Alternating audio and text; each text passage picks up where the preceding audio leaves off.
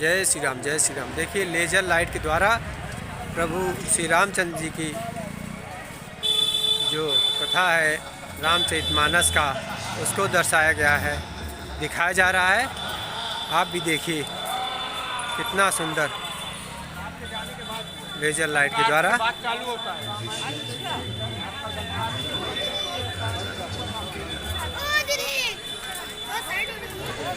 पूरा रामचरितमानस राम कथा को दिखाया जाता है लेजर लाइट के द्वारा।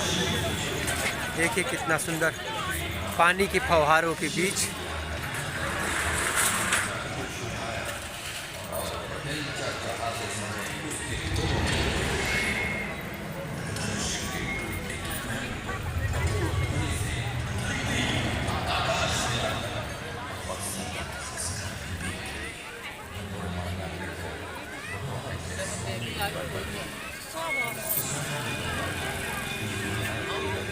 पानी के बीच लेजर लाइट के द्वारा बहुत ही सुंदर, बहुत ही आनंदमय प्रभु।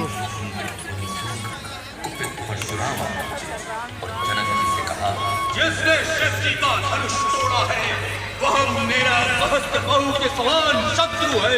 श्री राम जी ने कहा, शिव जी का धनुष तोड़ने वाला मैं।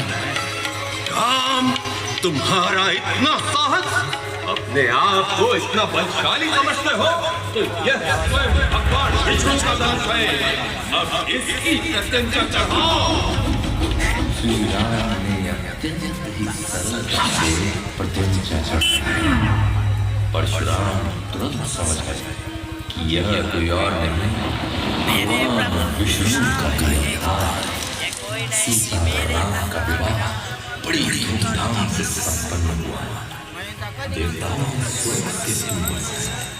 स्वयं ब्रह्मा और शिव अतिथि बने। बड़े भगवान ऐसा दिन में समारोह पृथ्वी पर न कभी किसी से देखा न देखेंगे। अयोध्या एक नववधू के समान सजाई गई। ऐसा लग रहा था जैसे समस्त ब्रह्मांड श्री राम और सीता माता के आगमन की तैयारी में जुटा। अयोध्या कांड।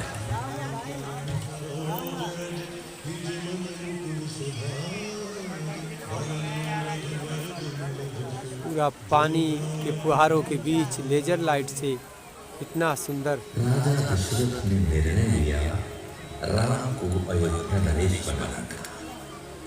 इस घोषणा से समस्त अयोध्या में प्रसन्नता की लहर दौड़ गई। किंतु देवता चिंतित थे, अगर श्री राम अयोध्या का उत्तरदायित्व ले लेंगे तो राम संहार कब करेंगे। माता सरस्वती के पास एक उपाय था। उन्होंने रानी कैकेयी की दासी मंथरा की मति बदली, जिससे उसके मन में यह बात उठी, मेरी कैकेयी तीनों रानियों में श्रेष्ठ है। उसी के पुत्र को अयोध्या नरेश बनने का अधिकार है। कैकेयी इस बात को सुनकर हंसी। कैसी बातें करती हो मंथरा, राम मेरा अपना पुत्र ही तो है। तुम्हारा पुत्र नहीं, वो कौशल्या का पुत्र है, और राजा बनने के पश्चात कौशल्या बन जाएगी राजमाता। फिर कौन पूछेगा तुम्हें। कैकेयी सोच में पड़ गई और कोप भवन जा पहुंची। महाराज ने जब कैकेयी के महल में प्रवेश किया तो कोप भवन में उसकी दशा देख बड़े विचलित हो उठे। प्रिय, ये क्या दशा बना ली है आपने? हमसे कुछ त्रुटि हुई क्या? हाँ महाराज, त्रुटि सुधारें और मुझे मेरे 2 वरदान दें, जिसमें प्रथम राम को 14 वर्ष का वनवास और दूसरे वर में मेरे भरत को अयोध्या का नरेश बना। तुम्हें क्षमा नहीं करेगा। महाराज अपने वचन को निभाइए, मुझे अपने पुत्र के भविष्य की चिंता है। इतनी कठोर न बनो कैकेयी, इतनी कठोर न बनो। दशरथ अंदर से टूट चुके थे। पिताश्री, आप इतनी सी बात को लेकर इतनी व्यथा में। क्या आपको अपने पुत्र पर तनिक भी विश्वास नहीं? हम रघुवर के हमारे प्राण जाए पर वचन न जाए। क्या आपको अपने पुत्र अयोध्या में हाहाकार मच गया, इसलिए राम लक्ष्मण और सीता को रात के अंधेरे में प्रस्थान करना पड़ा। उनका पहला पड़ाव श्री वीरपुर था, जहां निषाद राज ने उन्हें गंगा पार कराई। वहां से प्रयागराज होते हुए यमुना पार कर वे महर्षि वाल्मीकि महाराज से मिले एवं उनसे अपने निवास हेतु स्थान को पूछा, और उनके द्वारा बताने पर वाल्मीकि आश्रम से वे चित्रकूट आते हैं। वाह, कितना मधुर दृश्य है। इतने रंग बिरंगे फूल तो स्वर्ग में भी नहीं मिलेंगे। कितनी शांति है यहाँ। श्री राम, सीता और कितना मधुर दृश्य है। तृप्त थे अपने सरल एवं रमणीय जीवन से, भी नहीं मिलेंगे, किंतु अयोध्या शांति है जैसे शोक का चोला उड़ लिया था। राजा दशरथ राम के वियोग में स्वर्ग से धार गए। भरत राम को मनाने चित्रकूट पहुंचे। भैया क्षमा कर दे भैया। नहीं भरत, तुम्हारी कोई त्रुटि नहीं है। तुम पिताजी की आज्ञा का पालन करो और अयोध्या लौट चलो। भैया अगर आप नहीं लौटते हैं तो अपनी पालना नहीं मुझे भरत, दीजिए। आप तुम्हारी लौटने कोई तक त्रुटि यही नहीं सिंहासन की शोभा बढ़ाएंगे। तुम पिताजी की आज्ञा का पालन करो और अयोध्या लौट चलो। श्री राम की पादुका को अपने शीश पर रखकर भरत चित्रकूट से लौट चले। अयोध्या में उन्होंने सिंहासन पर श्री राम की पादुका रखकर अगले 14 वर्ष स्वयं नंदीग्राम में रहकर एक सन्यासी की भांति जीवन व्यतीत किया। अरण्य कांड। श्री राम के वनवास का असली प्रयोजन कई जीवों का उद्धार करना है, अनेक मनुष्यों का जीवन सार्थक करना है। उन्हें यह भी आभास था कि यह वनवास एक महायुद्ध का उपक्रम है। सकल मुनि सन विदा कराई, सीता सहित चले दो भाई। अत्रि के आश्रम जब प्रभु गयो, सुनत महामुनि हर्षित भयो। गुरुवर अत्रि, गुरु माता अनसुया ने श्री राम का सप्रेम आदर सत्कार किया और पति पत्नी के प्रेम संबंध का सार सिखलाया। मुनि पत्नी अनसुया ने सीता जी को दिव्य वस्त्र एवं आभूषण प्रदान किए। खग मृग वृंद आनंदित रही, मधुप मधुर गुंजत छवि लहही। शोभन बरनि न सक अहि राजा, जहाँ प्रगट रघुबीर विराजा। वनवास के दौरान गुरु अगस्त्य ने श्री राम को दिव्य अस्त्र भेंट किए। एक दिन रावण की बहन शूर्पणखा पंचवटिया पहुंची। राम का तेजस्वी रूप देख वह उन पर मोहित हो गई और श्री राम से विवाह करने का हठ कर बैठी। श्री राम विनम्रता से बोले, मैं विवाहित हूं। शूर्पणखा ने तब अपना राक्षसी रूप दिखलाया और सीता पर झपटी। तब लक्ष्मण ने अपनी तलवार से उसकी नाक काट दी। शूर्पणखा खरदूषण के पास गई और खरदूषण राम से युद्ध में सेना सहित मारे गए। तब शूर्पणखा रावण के पास पहुंची। रावण अपनी बहन की यह दुर्गति देख आग बबूला हो उठा।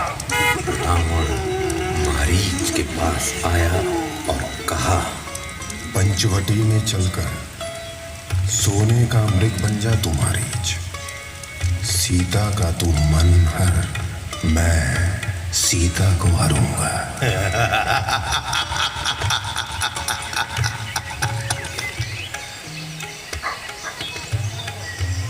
स्वामी, मुझे वो मृग चाहिए। जैसी तुम्हारी इच्छा प्रिय।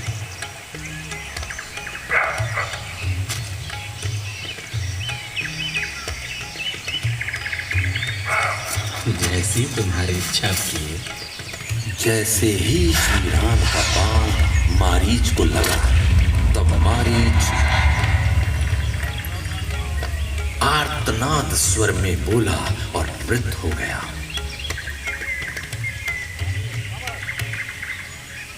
हे लक्ष्मण बचाओ! मुझे आपके भैया की चिंता हो रही है।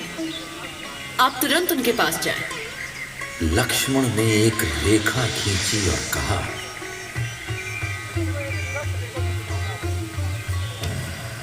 रावण भिक्षु का भेष बदलकर सीता की कुटिया के सामने आ खड़ा हुआ।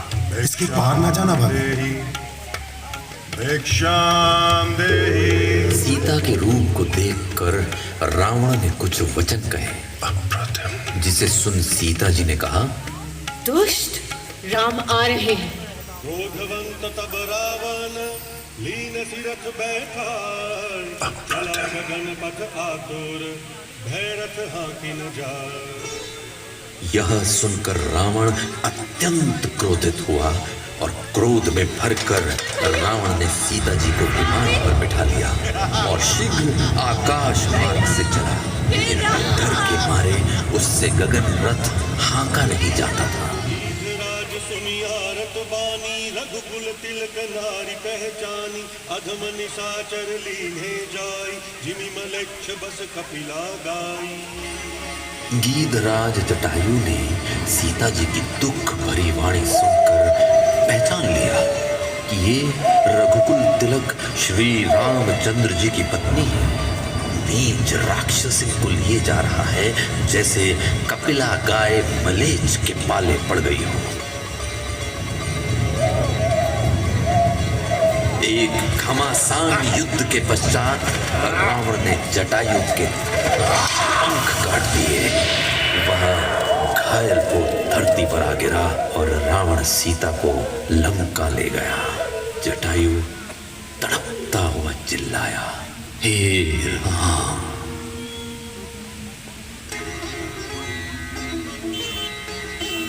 श्री राम सीता के विरह में वन में पशु पक्षियों से भी पूछ रहे हैं, खग मृग है मधुकर फेरी, तुम देखी सीता मृग नैनी, हंजन सुख कपोत मृग मीना, मधुपनि कर को खिला कबीना। हे पक्षी, हे पशु, हे भौरों की पंक्ति, तुमने कहीं मृगनयनी सीता को देखा है? खंजर, तोता, पक्षी, कबूतर, हे पशु, हिरण, हे भौरों की पंक्ति, भौरों का स्नेह, प्रवीण कोयता को देखा। राम वन में सीता को खोजते हुए शबरी के आश्रम पहुंचे। शबरी ने जब श्री राम से पूछा, मैं तो नीचे जाति की हूँ स्वामी, क्या मैं आपकी भक्त कहला सकती हूँ? राम ने नवधा भक्ति का उपदेश देकर कहा, सोई अतिशय प्रिय भामिनी मोरे, सकल प्रकार भगति दृढ़ तोरे, जोगी वृंद दुर्लभ गति जाई, तो कहूँ आज सुलभ भई सोई। हे भामिनी, मुझे वही अत्यंत प्रिय है जिसमें सभी प्रकार की भक्ति दृढ़ है, जो गति योगियों को भी दुर्लभ है। हे वही आज तेरे लिए मुझे सुलभ हो अत्यंत प्रिय है। शबरी ने राम को बताया, की भक्ति आप आगे दृढ़ है, पंपा सरोवर जो जाओ, गति योगियों वहाँ को भी वानरों के दुर्लभ है, राजा सुग्रीव वही आज सीता तेरे की लिए खोज कराएंगे। सुलभ हो गई। किष्किंधा कांड। आगे चले बहुरी रघुराया, ऋष्यमूक पर्वत नियराया, तह रह सचिव सहित सुग्रीव, आवत देखी अतुल बल सीवा। श्री रघुनाथ जी फिर आगे चले। ऋष्यमूक पर्वत निकट आया। वहां मंत्रियों सहित सुग्रीव रहते थे। अतुलनीय बल के स्वामी श्री राम और लक्ष्मण को देख सुग्रीव ने हनुमान को भेजा। हनुमान जी ब्राह्मण रूप धारण करके श्री राम एवं लक्ष्मण से मिले और श्री राम जी के वास्तविक रूप को पहचान गए। श्री राम के जब दर्शन हुए, क्या दिव्य क्षण था वह। मेरा समस्त जीवन मात्र इसी क्षण की प्रतीक्षा में था। हनुमान जी श्री राम एवं लक्ष्मण को सुग्रीव के पास लाए। श्री राम की सुग्रीव से मित्रता हो गई। श्री राम ने बाली का वध कर सुग्रीव को किष्किंधा राज्य सौंपा। महाराज सुग्रीव ने समस्त वानर एवं रीछ सेना श्री राम को समर्पित कर दी। जय श्री राम की गूंज समस्त सेना में गूंज उठी। मेरा सौभाग्य तो देखिए, श्री राम ने मुझे भेजा मां सीता को ढूंढने। उनकी प्रिय मुट्ठी लेकर मैं दक्षिण की ओर निकल पड़ा। समुद्र पार कर लंका पहुंचा।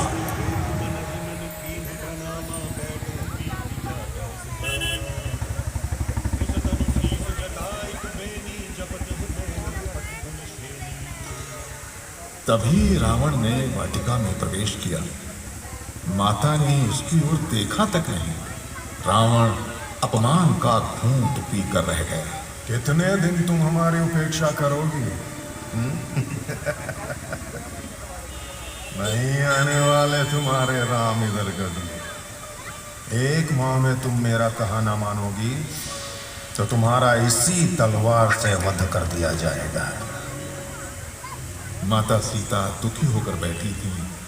तभी मैंने प्रभु राम की अंगूठी उनके चरणों में गिराई।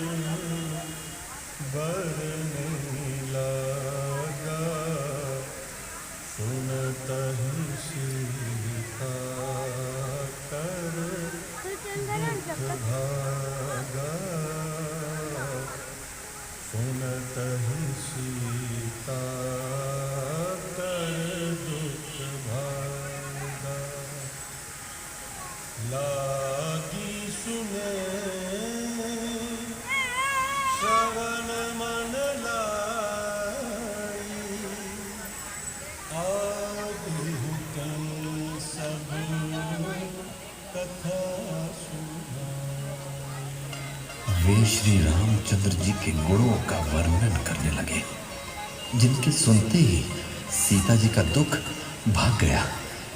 वे कान और मन लगाकर उन्हें सुनने लगी।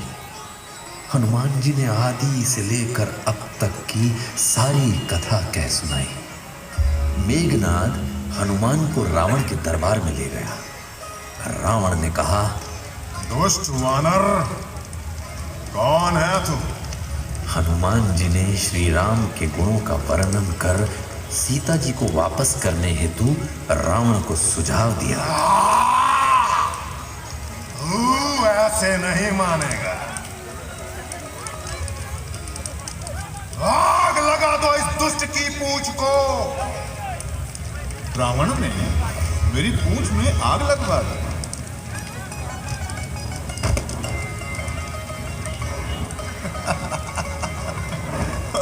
ऐसा सुनहरा अवसर मैं कैसे हाथ से जाने देता।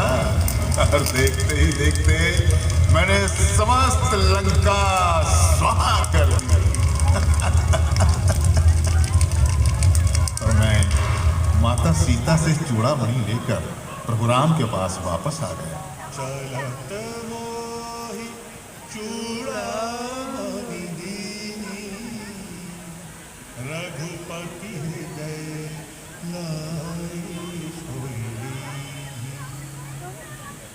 चलते समय माता सीता ने अपनी चूड़ामणि उतार कर मुझे दी। श्री रघुनाथ जी ने उसे लेकर मुझे अपने हृदय से लगा लिया। श्री राम के आदेश अनुसार समस्त सेना समुद्र तक पहुंची। नील एवं नल के प्रयास से श्री राम नाम के पत्थरों से पुल बना। लंका कांड। नाथ बयरु कीजे ताहि सो, बुद्धि बल सकिय जीति जाहि सो। तुम ही रघुपति अंतर कैसा, खल उद्योग दिन करहि जैसा। हे नाथ, वैर उसी के साथ करना चाहिए जिससे बुद्धि और बल के द्वारा जीत सके। आप में और श्री रघुनाथ जी में निश्चय ही ऐसा अंतर है जैसा जुगनू और सूर्य में।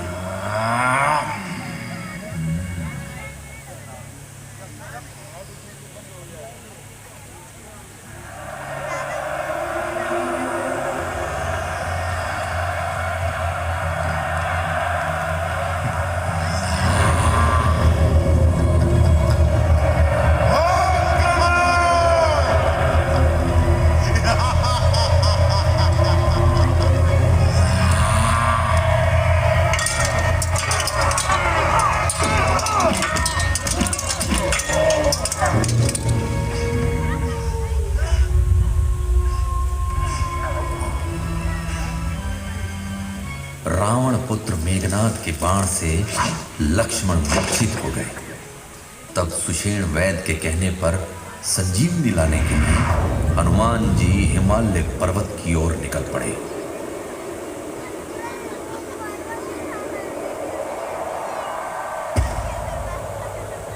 बूटी ना मिली तो सारा पर्वत ही उठा लाए केसरी नंदन। जय श्री राम, जय श्री राम। लीजिए स्वामी। वैद्यराज सुषेण ने संजीवनी बूटी से लक्ष्मण का उपचार किया और लक्ष्मण उठकर बैठ गए।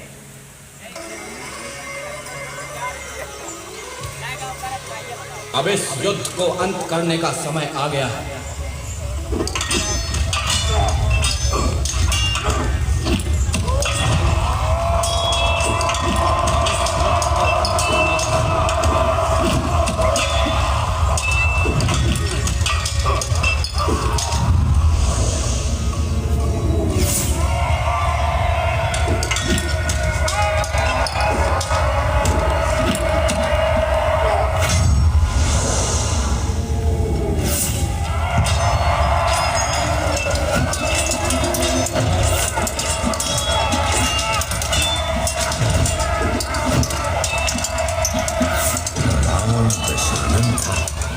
जितने सिर काटो उतने ही वापस आ जाते।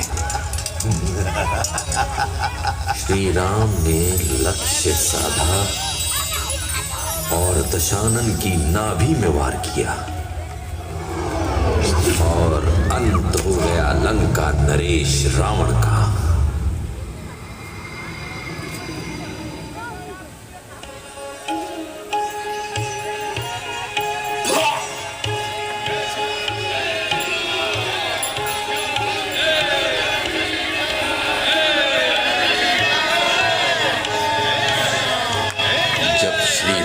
सीता का मिलन हुआ, समस्त ब्रह्मांड आनंद से झूमने लगा।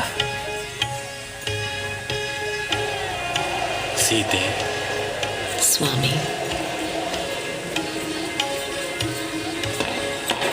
आज अयोध्या पुनः नवविवाहित वधू की भांति सजी है।